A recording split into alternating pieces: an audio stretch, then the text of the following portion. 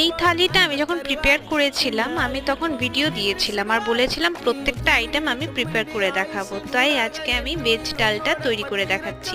আমি এখানে মুগ ডালকে একটা তেজপাতা দিয়ে ভালো করে লাল লাল করে ভেজে তারপরে জল দিয়ে সেদ্ধ করে নিয়েছি। আর মাঝখানে আমি একটা মশলা বানিয়ে নিয়েছিলাম, যেটা জিরে আর শুকনো লঙ্কা হালকা করে ভেজে গুঁড়ো করে নিয়েছি। তারপরে আমি কাজু বাদাম কিশমিশকে একটু ঘিয়ে ভেজে তারপরে কিছু সবজিকে তেলের মধ্যে সটে করে নিয়েছি। তারপরে তেল দিয়ে তাতে জিরে শুকনো লঙ্কা তেজপাতা ফোড়ন দিয়ে তারপরে আমি আদা বাটা দিয়ে দিয়েছি। তার মধ্যে দিয়ে দিয়েছিলাম কিছু গোটা এলাচ আর দারচিনি, তার মধ্যে দিয়ে দিয়েছিলাম টমেটো কুচি। সব কিছুকে ভালোভাবে কষিয়ে নিয়ে আমি তারপর সবজিগুলো ঢেকে সেদ্ধ করে নিয়েছিলাম। তার মাঝখানে আমি কড়াইশুঁটিও সেদ্ধ করে নিয়েছিলাম, সেগুলো দিয়ে আবার ভালো করে ভেজে তারপর ডালটা দিয়ে দিয়েছিলাম। দিয়ে তারপরে ভাজা মশলা চিনি এবং ধনেপাতা দিয়ে নামিয়ে নিয়েছিলাম। তারপর গরম গরম